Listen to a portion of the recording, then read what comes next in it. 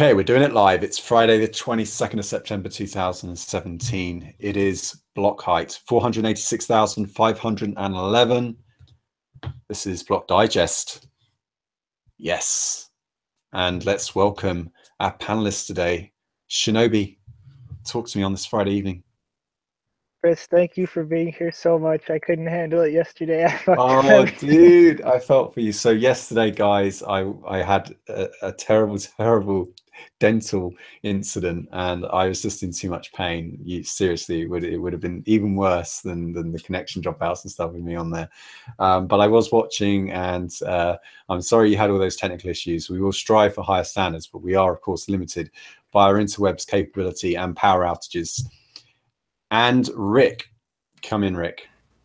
Hey everybody, how are y'all? And sorry about that dental work yesterday. It's looking good though. No, dude, you guys did a great job. Like, technology is just, it's always going to do its thing. And Charlene, are you ready? Yes, I'm ready. Sweet. And Aknix, are you ready? Yeah, of course. Of course you're ready.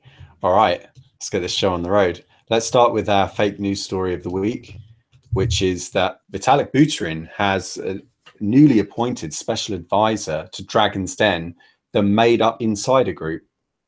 And we thought we'd sort of make a bit of a meme out of it. This is where you can get the Dragon's Den hats, and the link is in the description below, just below the credits for this show.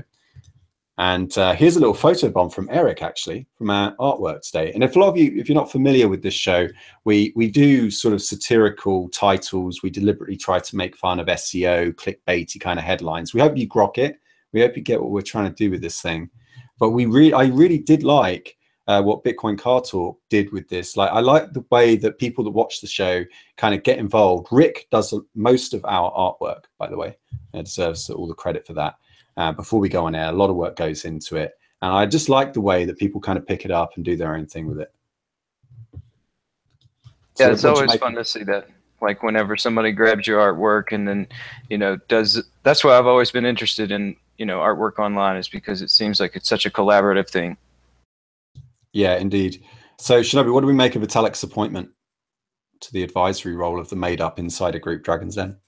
Well, obviously this is the first step. We may or may not be testing mind control bands in the insert of the hat. That's not a bad idea. Nobody would ever think to look there either. That's a really good idea. Yeah, in case you hadn't spotted it, he is wearing a Dragon's Den hat. This is Exelion, Samson Mao from Twitter. That's where he's from, actually. He's not from anywhere else. He's just from Twitter. And he tweets all the things. And he's been well known for bringing out these caps, the UASF cap. The first one was Make Bitcoin Great Again. Classic hat. Classic.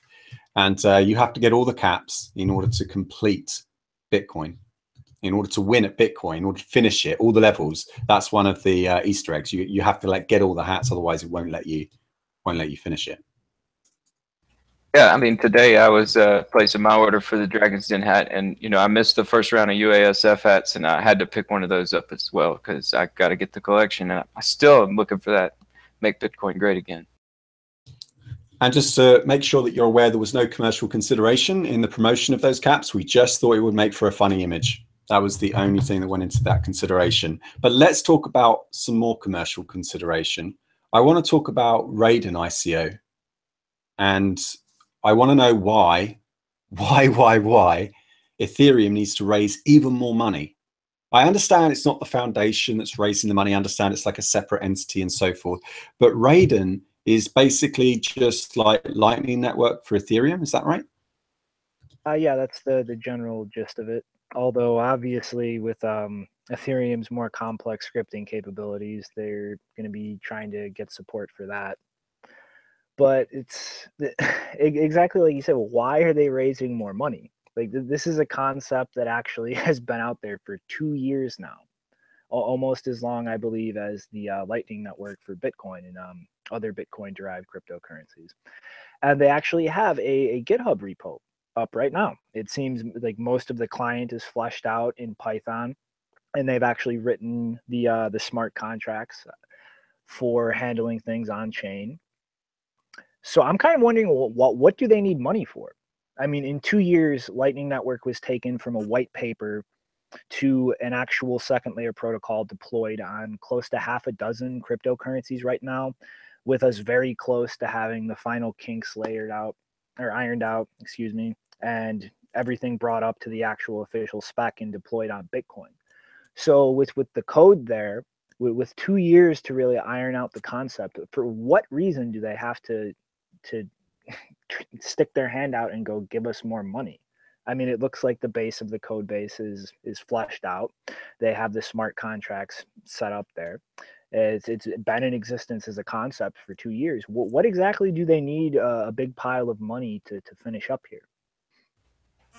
I think what they're trying to do is amass as much money into what could be called a bubble in the space, is these Ethereum ICOs. And, you know, we saw with the housing market, you know, it wasn't like once the problem was noticed that they started to slow down on loans and risky, you know, ventures like that. I think they just sped them up because they try to get as much money into these bubbles as possible to try and just blow it up. I'm not quite sure of why they would do that, but it seems like that's what they do with these bubbles, is they just try to suck in as much money as possible, then let it go. Yeah, I mean, because part of the rationalization in the article was that obviously, for anybody who doesn't know the gist of how payment channels work, in abstract, it's essentially a commitment in a multi-sig address, which you then iteratively sign new transaction for with a sequence field, so that you can always like be able to provide the most recent one, and without a higher sequence number, that can be definitively set as the current state of the channel. Well, if you aren't running your own full node and directly watching the network, somebody has to do that for you. And so part of their attempt at a rationalization here is saying that these Raiden ICO tokens could be used to pay people to monitor those channels in an outsourced way, which it's ridiculous. Like, it's tokens all the way down. Like, you just need to compensate somebody financially for providing that service. Why do you need another token? You have the Ethereum token.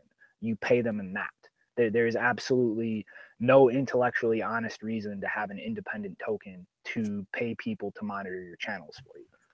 I think you're missing the bro down part of the pyramid, Shinobi. Like, you need to factor in the fact that there are some, like, you know, hipster coders that need to pay for, you know, expensive lifestyles.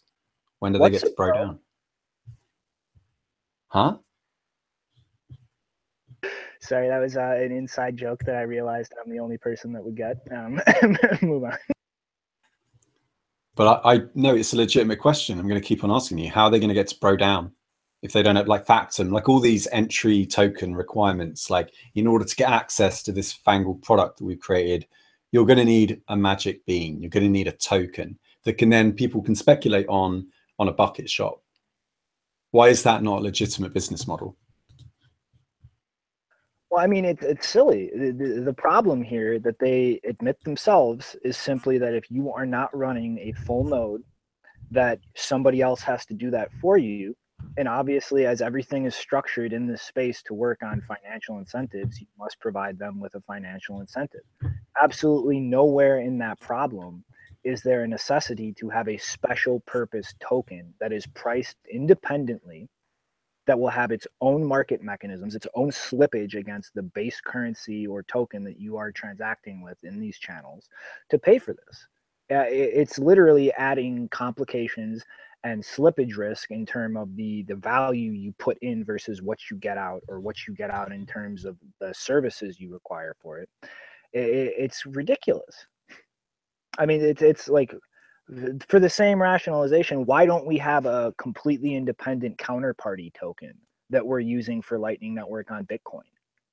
Because we're trying to transact with Bitcoin.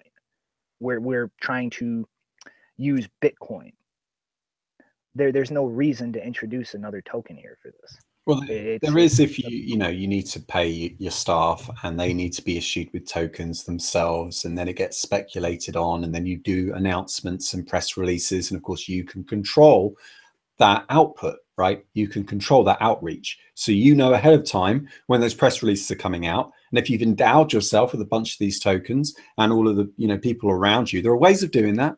transparently and non-transparently. You can be very subtle with that. It doesn't have to be overt. You can do it, you know, on the sidelines. You know when the prices are going to go up. I mean, it was just like Ripple, right? We had that 4,000% increase in price earlier this year. And, you know, a lot of that was driven by hype and speculation in the media. I mean, I even got tipped off about it, you know, a few weeks before. I didn't do it. I didn't act on it because I didn't know how, you know, whether this was a legitimate thing, and also it's a bit of a centralized scam. But these things happen in this industry, and corruption is a subtle thing. Yeah, but you know, if you have a company or employees to pay for, well, here's a novel concept. If you are providing an open source tool set or protocol, you put a donation address somewhere and you ask people to donate money to fund its development. And everything can be done transparently in the open with no need to issue these gameable, pumpable tokens just so you can squeeze 100 times the value you could out of just simply asking for funding to develop an open tool. I don't think people would pay for it. I don't think the donations really work. I'm just going to keep going, man. It certainly doesn't work for your bro down. I mean, like, you know, the whole open source donation, you know, it's great for development, but you're never going to get that bro down. It certainly doesn't work for your bro down is the quote of today's show. Thanks to Rick. That's brilliant. No, and I think, I guess what we really need though, guys, is we need more government. That would be a great solution, right? Because Jamie Dimon said so. Jamie Dimon said that eventually governments will just crack down on blockchain, and blockchain was a great, like, you know, underlying technology. I feel like this guy, okay, he's just surrounded by consultants that are still giving him buzz phrases from like 2014. They're still going off old-fashioned memes. Do you remember in 2014 where it was like, it's not about Bitcoin, it's about the underlying technology? And so, yeah, so in this interview with CNBC, he basically just says one thing over and over again, which is that Bitcoin won't survive because governments issue tokens by fiat, with currencies by fiat. They like to control them. They like to see where they go. They like to monitor everything. They like to print more if they want to. And so it's nothing wrong with the blockchain, he's saying. It's just, I think eventually, you know, a nation state will just have their own cryptocurrency, and they'll just ban Bitcoin and drive it underground. Yeah, you know, I don't know. I was thinking the other day, or just earlier today, that it's going to take these legacy bankers the longest to learn this. He's still learning it. You know, we see the Google Trends. It takes people investigating it, needing the utilitarian purpose for it. Like, you know, we see other countries adopting it because they're trying to find ways around the dollar. We saw that yesterday with Russia, with their ports. They're trying to get away from the dollar. And, you know, these things, they're looking interested in it. They're interested in it. They've been interested in it for a while to get around the dollar. Where a guy like Jamie Dimon's happy where he's at, and he's got no interest in looking for the utilitarian purpose of Bitcoin. And so he's just sitting up there. Really, I feel like all those guys are just going to be the last to learn on this thing. And, you know, this is just another ignorant statement from him until he finally figures out what's going on here, because he just doesn't understand the space at all. Do the bankers deserve to buy Bitcoin at $1 million? Yes. Yeah, I think so. They're going to be the market. You know, the market learns, and they're going to be those learners. Yeah, that's going to be terrible for that bro down. It can no bro down for them. Monkey. Sorry, Shinobi. I was just going to say, yeah, no bro down for them. Shinobi, what are you going to say? They're already perfectly capable of pissing away money on whatever they want. To just reiterate, everybody should read The Sovereign Individual. The one interesting thing about technologies like Bitcoin is all these wealthy people, they're already sovereign individuals.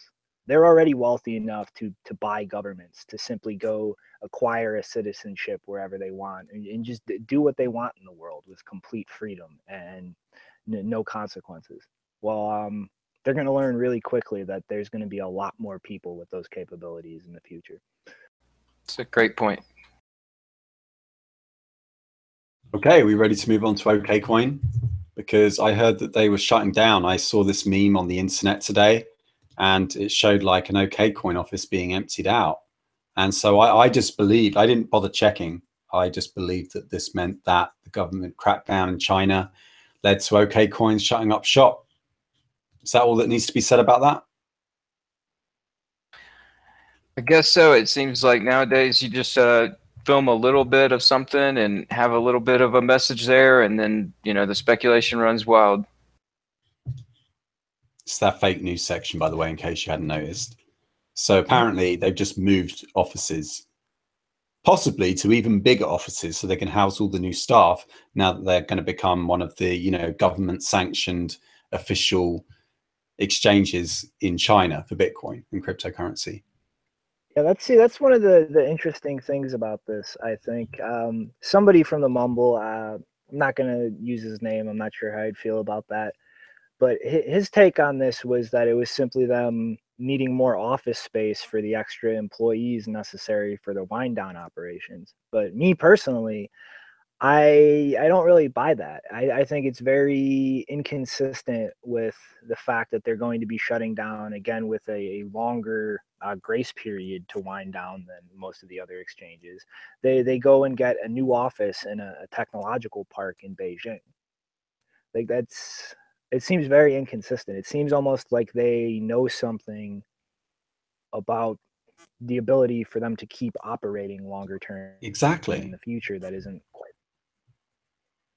Yeah, that's exactly what I read into it.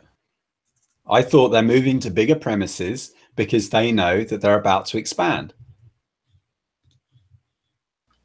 Yeah, I'm thinking the same thing. I mean, it looks like Okcoin, you know, these are the guys moving into Beijing, and, you know, we got ViaBTC fleeing the country, and, you know, there's, I don't know, to me it looks like a clear case of some guys moving towards regulation and other guys moving away from the idea of regulation. Yeah, indeed. And actually related to this story, you can follow us along, by the way, in the description, where you'll also find a link to the Bitcoin Mumble talk, where we chat during the day, every day. We also have the fact that ViaBTC is fleeing China's shores amid ban fears. Now, you may know ViaBTC as the mining pool, but this is an article in relation to their exchange services, not in relation to the actual mining. I just wanted to point that out quickly because a few people made that mistake today. So more stories. It's almost like this whole, I didn't know how true my prediction was going to be when I said that, you know, China's on a new Bitcoin banning spree. I didn't quite imagine this much clickbaity headline crap would be coming out. Like, people just seem to be grasping at whatever they can. Like, you know, yesterday we had, you know, the day before we had that lights out in China thing, you know, where you had one guy stood up with a piece of cardboard saying my power's been cut, but the light's still on behind him, and people fearing that, you know, that mining was going to be banned. And sometimes I just feel like I look at these headlines, I look at the way they're phrased, and I see a lot of the misconceptions about them, you know, among the hoi polloi. And I just think these were deliberately written this way because people know how this kind of language is going to scale badly. It's just going to scale badly. People are just going to react in an emotional way, and it makes the market more and more volatile, which creates a lot of opportunity for some people, right? Right. I think that, you know, I heard a quote recently from Simon Dixon from Bank of the Future say that we're in a consolidation phase where we're starting to see these big actors putting out stories as much as they can to try and keep this price down while they try and accumulate this, because as we know, if they want to try and do anything with Bitcoin, they're going to have to buy some Bitcoin. And if they're buying Bitcoin, they're going to want to try and get it at a low price. Yeah, it's important to point out that a lot of people in Bitcoin have been around for a lot longer than other people, and they know how the market reacts. And so when you have certain news stories, because they've been around the block for longer, they can predict what it's going to do with much more ease. And sometimes I feel like these headlines are selected, they're embargoed, they're put on a certain, you know, media calendar, as they're called, and they're allowed to be released. And I think some people are just front running these things because they know where the levels are, they know where the resistance and support levels are. We're in a consolidation phase, as Simon was saying, and so they know that they can push out this kind of media and it's going to get a, you know, relatively predictable reaction from the market. Yeah, one thing I haven't really seen discussed a lot lately is, compared to the OTC trading that we see in this space volume wise, the exchange markets aren't really that thick. And so if you really do have a line on a very deep volume OTC trade or seller, how much is it worth it to really try and game the spot market on exchanges before you go approach somebody for a purchase OTC? Yeah, indeed. Right, Charnine, you ready? Give us the lowdown on this. Yeah, so the cowboys of creepware are back in the news. So in the world of surveillance software development, there are two rival companies that often make the headlines. One of them is Gamma International, or alternatively called Gamma Group, which is based in the UK and Germany. And then there's Hacking Team, which is based in Milan, Italy. And both of these companies develop offensive intrusion software for governments all around the world, including really oppressive countries like Bahrain and Egypt, Ethiopia. And they go on to commit human rights abuses based on the information that they're able to collect with this software. And in the last few years, it's also been given, this software has been given the nickname spouseware because, intentionally or not, it's also being used by girlfriends and boyfriends, husbands or wives who want to spy on their partners. And it's easy for them because there are many variants of the software now available for less than $100. And you should note that the surveillance state and a potentially controlling spouse are not a mutually exclusive phenomenon, by the way, because they often come as a package deal. Don't be surprised. If you're interested in reading more about the extent of Hacking Team's moral depravity, in particular, they're not mentioned in this story. But if you want to see a collection of their emails that were received by WikiLeaks about 2 years ago, and yes, a company called Hacking Team was hacked, if you can believe it. If you want to read those emails, you can find that at WikiLeaks. And I also wrote a blog post summarizing called The Hack of Hacking Team.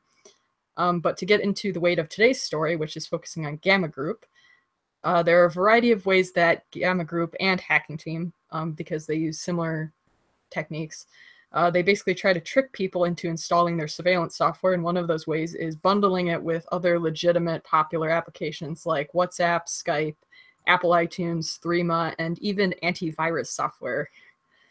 And unfortunately, it's incredibly easy in a lot of these app stores to create spoof apps that use a very similar logo, and that makes it very easy for an unsuspecting user to come across it in the App Store and then install it, not thinking twice about it. And we actually saw this happen with Google recently, where someone was able to create an app called Google Docs. Yes, they created an app called Google Docs, and it was accepted by the Chrome Web Store.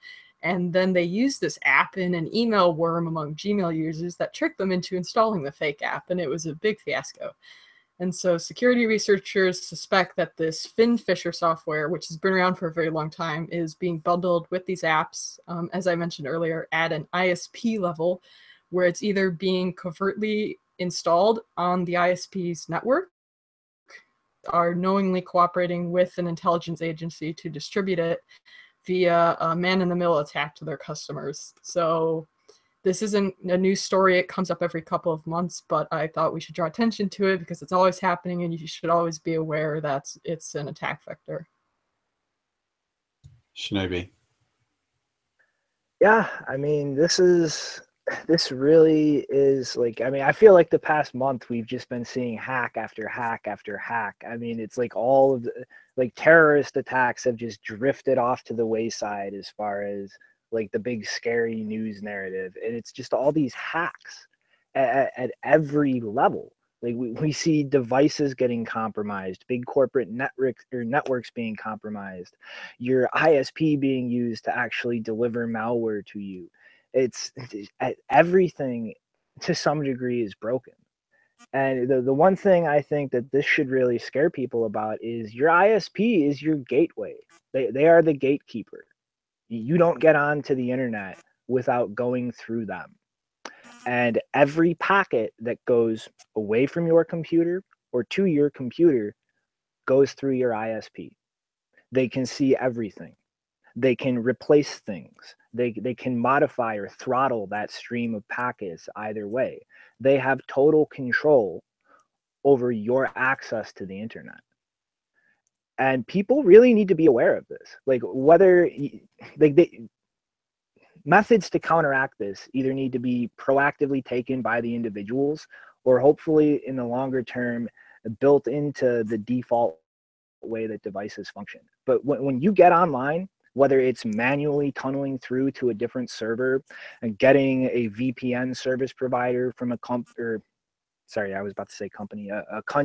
that is not very facilitative of excessive demands for information, you need to be moving through your ISP in a way where all they see is encrypted packets, where they are not able to look at each individual chunk of data you are getting, where it's going, who it's coming from, what it is, because they ultimately have complete and utter control over what you're allowed to access. And yeah, Janine, I think you had a little correction to something I said. Not really. Oh, not really a correction. It's just I wanted to make a suggestion for one of the ways that you can be proactive about protecting yourself against this, and that's actually very simple. It's to use HTTPS connections, which is SSL. And obviously that's not a foolproof solution, but it does mitigate a lot of the threats. That makes it a lot harder for your ISP to push, random data into your connection to a website. That it just makes. Yeah, that's definitely pay attention to the little green padlock in the corner, guys. But as far as your network connection through your ISP, I personally would recommend go all the way and get a VPN, shove every piece of network data that is coming into or out of your device through an encrypted tunnel, because there are a whole bunch of other devices that make their own connections through your ISP, and not all of them are necessarily going to be encrypted. And at the end of the day, having that extra layer of encryption wrapping everything else, whether it's encrypted or not, aside from latency, it can only help.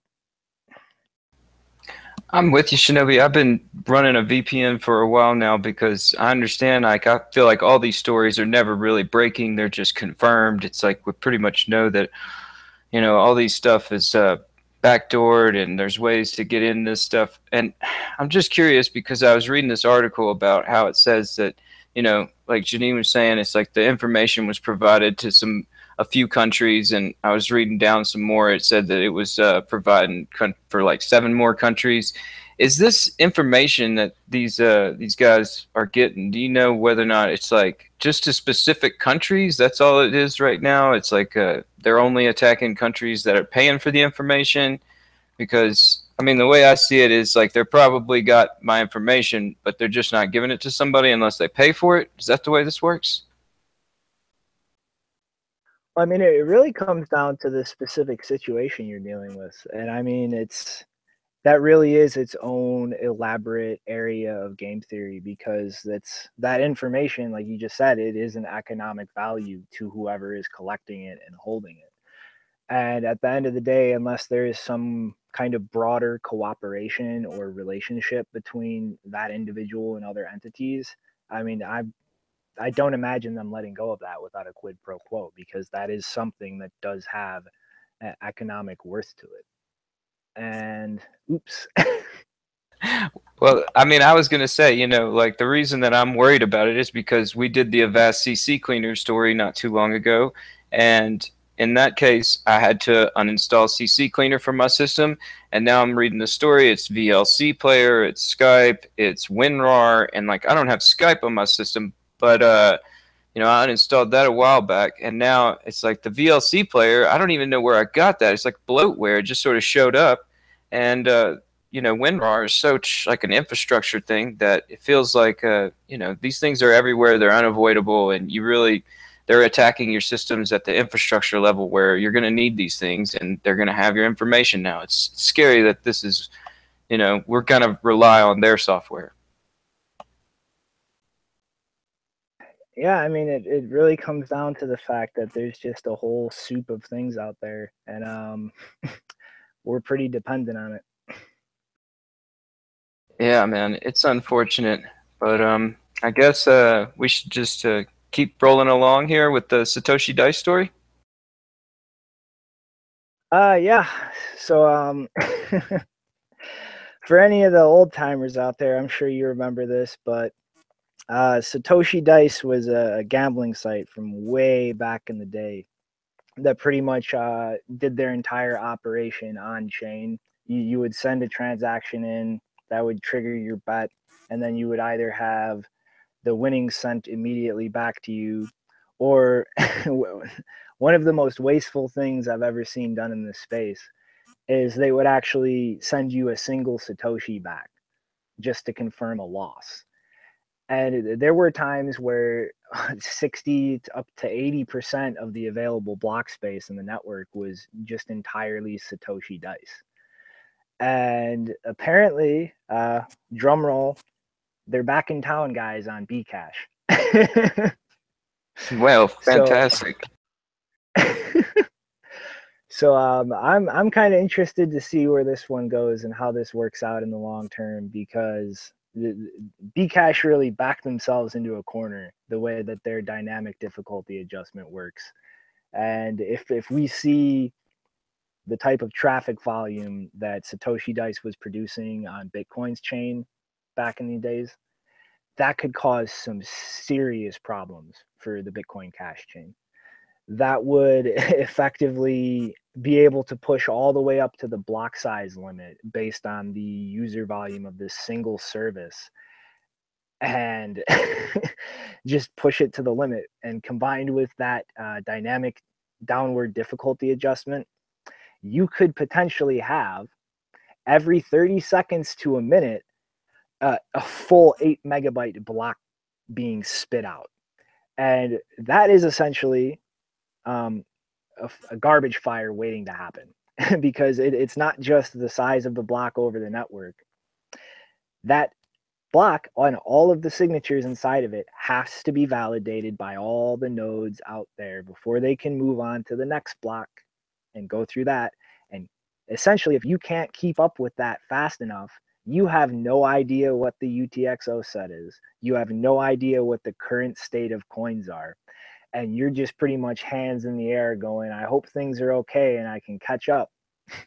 And just a basic increase to put this into perspective, from 1 megabyte to 2 megabytes, you can craft a block with many verify and take the worst case validation time from 30 seconds to about 10 or 15 minutes.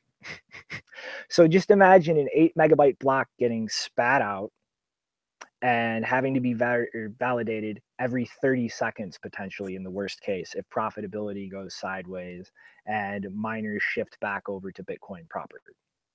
This is something that will just go.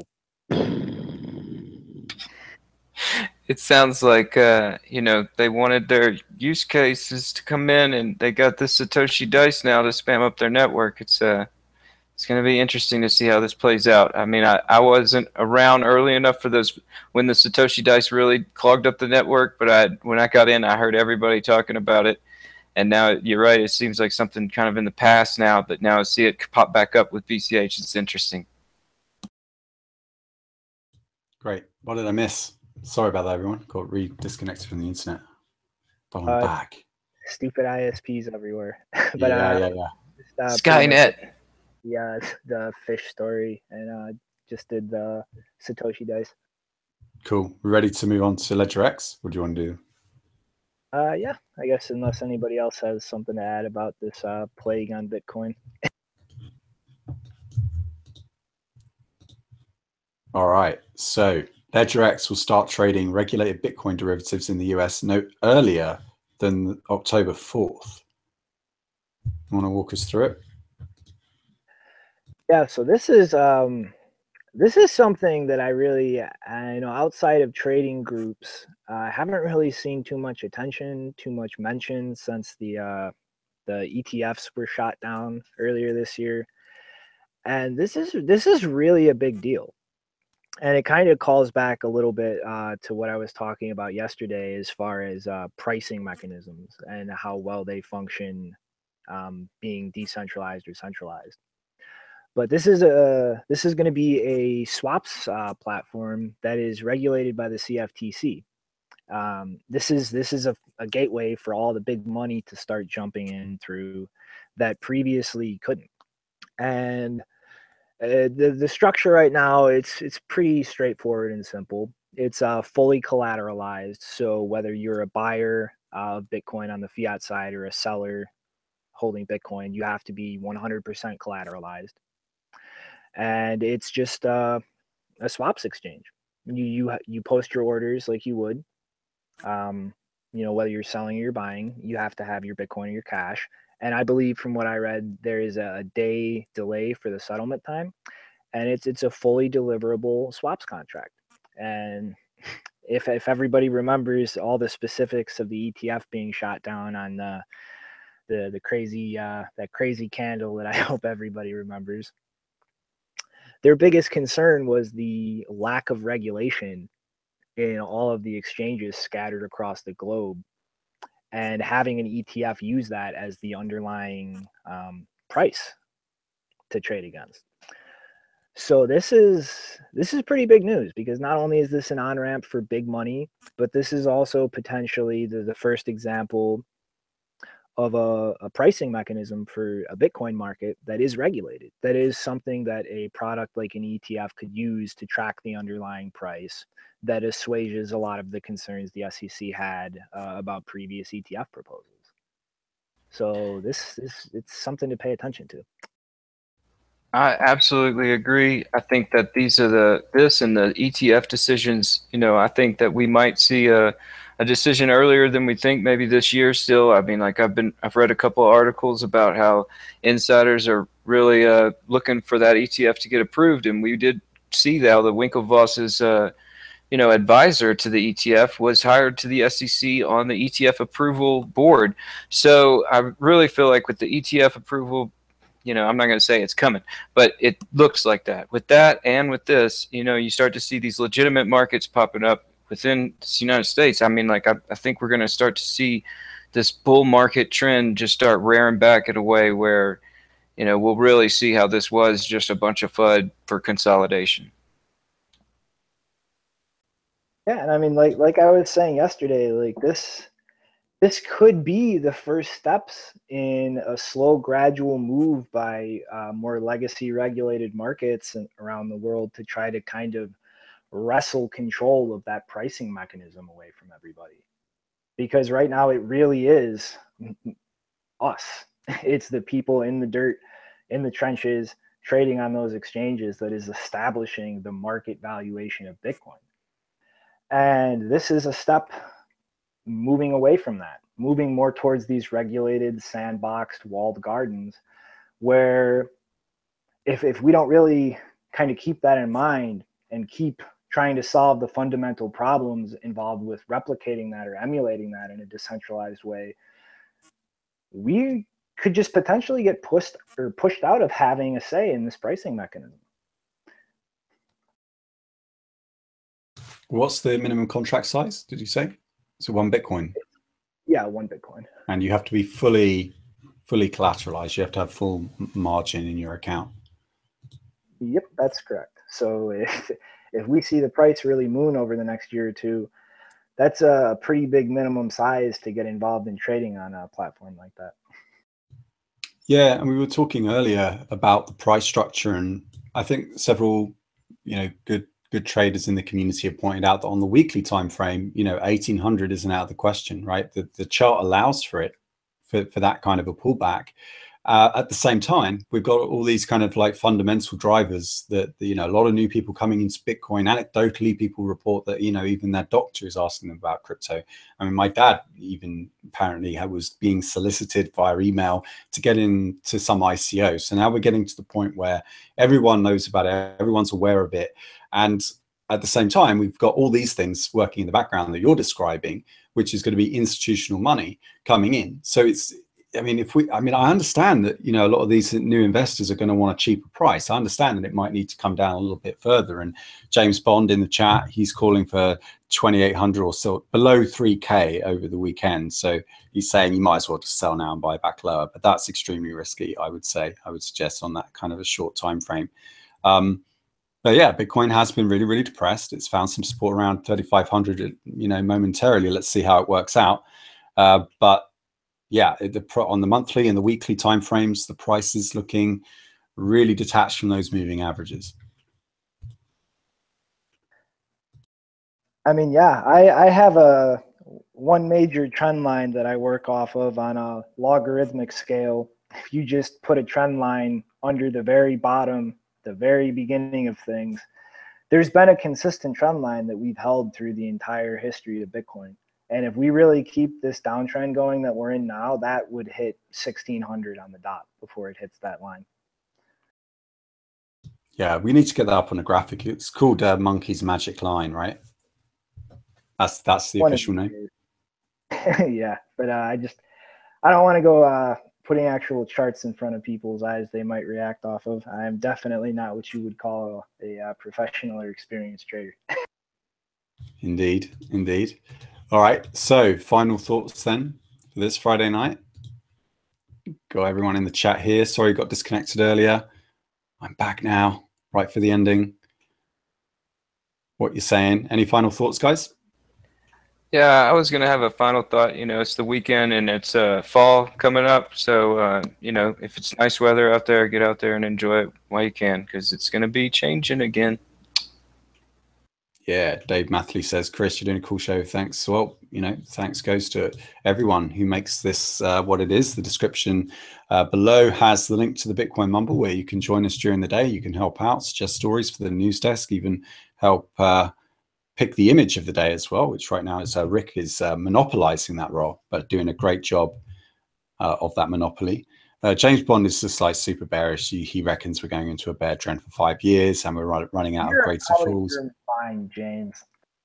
What? I said James is out of his mind. 5 years, or like 5 years of down? See the things being built in the background right now. Yeah, well, probably Jamie Dimon is right, and just need more government. And this is what I warned Blake, you know, before I came on air. I said, Blake, if you don't come on, we're just going to end up with more government. Is that what you want? But let me just dig up what Blake was saying in the DMs like before we came on. And oh yeah, he's like, cut the head off the Hydra so that more may sprout.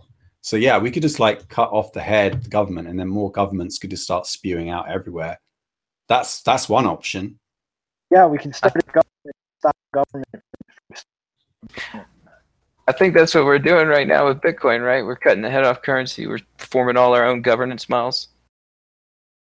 Yeah. Charlene, do you have a final thought?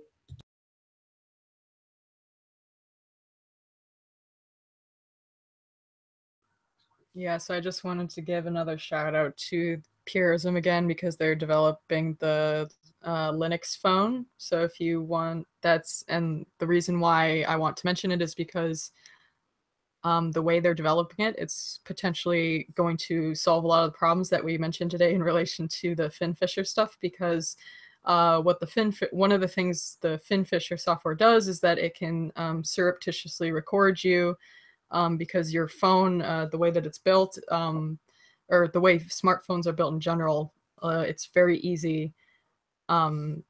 It's very easy to switch on the microphone because that's all controlled by software. But what Purism is trying to do is they're controlling all of that with hardware. So there's hardware kill switches for the microphone, for the Wi-Fi, for the broadband, and a bunch of, and also the camera. So you can be using your phone and have all those things turned off, and you'll be absolutely sure that they're not, regardless if the software is compromised for those things, you know that it won't be recording you. So if you're interested in that kind of thing, definitely check out their project, because this is the first major campaign for a Linux phone, and I think a lot of people want it, so I want to give a shout out to them. Very cool. Yeah, that is really cool. A lot of people that I know who are really into InfoSec are clamoring for these things. So, I know, Shinobi, do you like these things? Yeah, I mean, it's like I've been saying the past 2 days, everything is broken, but it all starts at the hardware level. And there's not really that many companies I see out there working to bring an actual workable security model on that hardware level, aside from Vibram. I mean, there's like really nothing else that pops to my mind immediately. Yeah, and it's amazing just the difference a simple on-off toggle switch in between those individual components really does. Agnex, where have you been the whole show, man? No, I've been here. Just a lot going on, I guess. Yeah. Thanks a lot. You still in your RV? You on the road? Yeah. Getting ready to head out again. Sweet. Well, we've got to get some visuals up, like I was saying earlier in the week. You've done an amazing job on that project and living like a digital nomad off the grid. I think so many people in this space just really aspire to that kind of lifestyle. So well done. Thanks.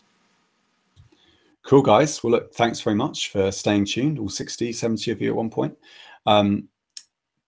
This is an ongoing developing project. We said it was a pilot, and now it's just become this fully fledged thing. We're doing them every weekday. Still don't know how it's going to develop, but you can help us decide, like I say, by joining us in the Bitcoin Mumble chat room.